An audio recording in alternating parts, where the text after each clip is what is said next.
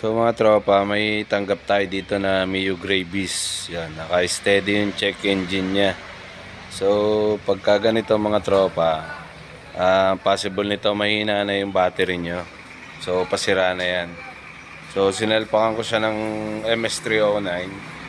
Check lang natin kung ano yung magiging code niya lalabas sa kanya.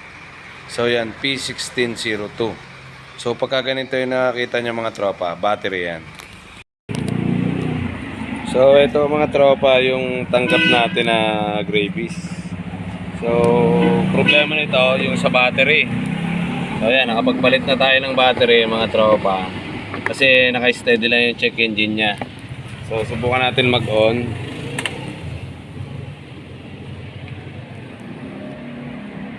So yan, meron pa rin. So delete lang natin. Bale ang code nito mga tropa ay P1602.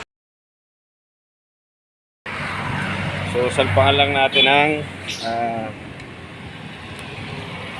MS309 natin. Dito lang yan sa tabi ng battery.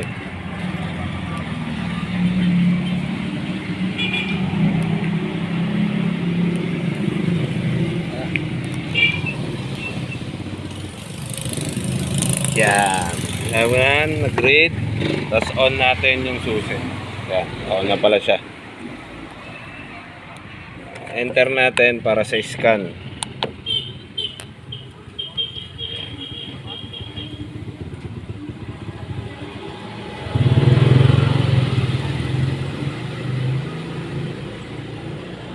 So yan, connected tayo. Codes, monitor, NA. Punta tayo sa erase code. Read codes muna tayo mga tropa kung meron. Yan nga, 1602. So hindi pa napapatakbo to. So erase code natin. Yan. Erase done. So tignan natin kung nabura yung check engine. So yun, nawala yung check engine nya. So start naman natin.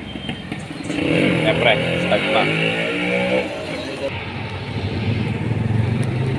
So yan, one click na lang. Start.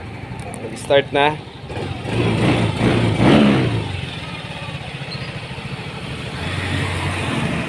So yun lang mga tropa, pagka